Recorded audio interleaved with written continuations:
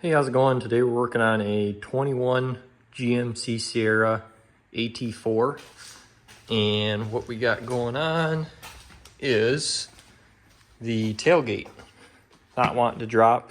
Obviously, there's been some recalls on this.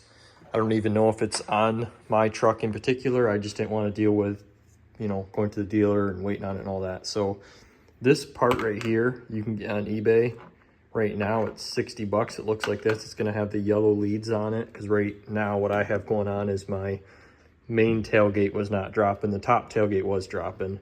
And of course, when it was going out, I had some, weird stuff happening where I hear my relay click in and tailgate was dropping. I do have a topper on this truck, so that was keeping the tailgate from dropping. But what you're going to do is you're going to remove these two panels.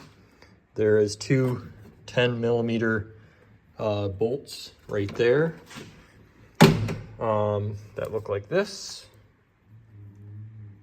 And what you're going to do is pull this whole assembly out, and then you're going to pull this screw, this screw, this screw, this screw, this screw, and this screw out, which will end up looking like that. And then you can go ahead and pop, in this case again, my top tailgate button, which is this. Pop that in there, and you're good to go.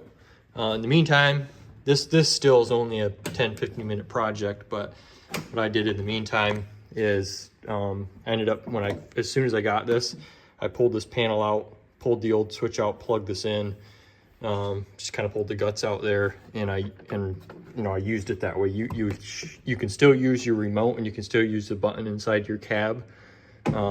But if I was in the rear of the truck, I would just reach through, open this up, reach in here, click the button, and you're good. But go ahead and do that, put that back together, 60 bucks, you're good to go. Thanks for watching.